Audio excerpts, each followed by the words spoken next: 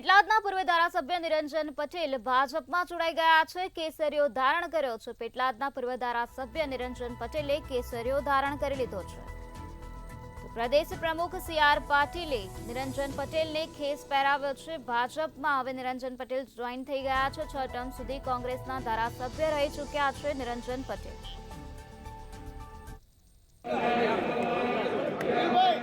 જે પ્રમાણે આજે સી.આર. પાટીલે બોચાસણ ખાતે જાહેર સભા સંબોધી હતી, તેની અંદર કોંગ્રેસ અને એનસીપીના કાર્યકરો મોટી સંખ્યામાં ભારતીય જનતા પાર્ટીમાં જોડાયા હતા।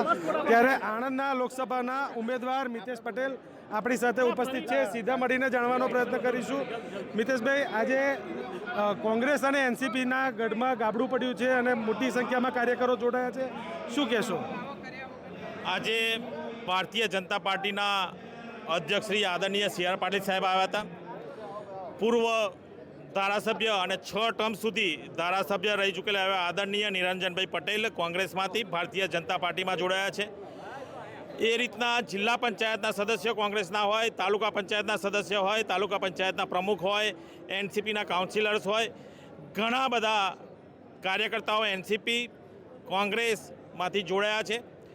જે રીતે પ્રધાનમંત્રી નરેન્દ્રભાઈ મોદી સાહેબે 10 વર્ષમાં દેશનો જે વિકાસ કર્યો છે અને દેશને વિકસિત દેશની હરોળમાં લઈ ગયા છે, અને 22મી જાન્યુઆરીએ જ્યારે પૂરો ભારત દેશ રામમય બન્યો હોય અને અયોધ્યામાં રામ મંદિરમાં પ્રાણ પ્રતિષ્ઠા કરી હોય પ્રધાનમંત્રીજીએ, ત્યારે કોંગ્રેસના વિચારો જે રામ ભગવાન માટે જે હતા એનાથી જે કોંગ્રેસના કાર્યકર્તાઓને જે દુઃખ થયું છે, પૂરો ભારત દેશ રામમય બન્યો હોય ત્યારે એની સાથે કોંગ્રેસના સૌ કાર્યકર્તાઓ આદરણીય પ્રધાનમંત્રી નરેન્દ્રભાઈ મોદી સાહેબના વિચારો સાથે આજે પાર્ટીમાં જોડાયા છે। એમને સૌને અમે આવકારીએ છીએ।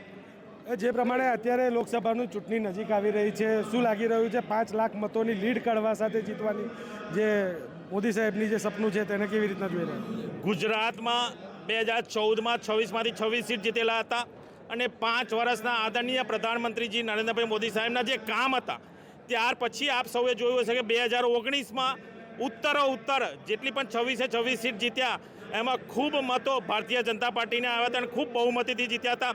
એ જ રીતે 5 વર્ષમાં પ્રધાનમંત્રી નરેન્દ્રભાઈ મોદી સાહેબના 2019થી 24ના જે દેશના વિકાસ માટે અને દેશ માટે અને દેશના નાગરિકો માટે જે કામ કર્યા છે એ સૌના દિલમાં વસેલા છે, અને પૂરેપૂરો વિશ્વાસ છે કે આ વખતે ભારતીય જનતા પાર્ટીના ઉમેદવાર તરીકે ભારતીય જનતા પાર્ટીના સૌ કાર્યકર્તાઓ, કોંગ્રેસમાંથી આવેલા સૌ કાર્યકર્તાઓ, એનસીપીમાંથી આવેલા સૌ કાર્યકર્તાઓ ખભે ખભા મિલાવી અને 5 લાખથી વધુ મતોથી આણંદની સીટ જીતાડીશું।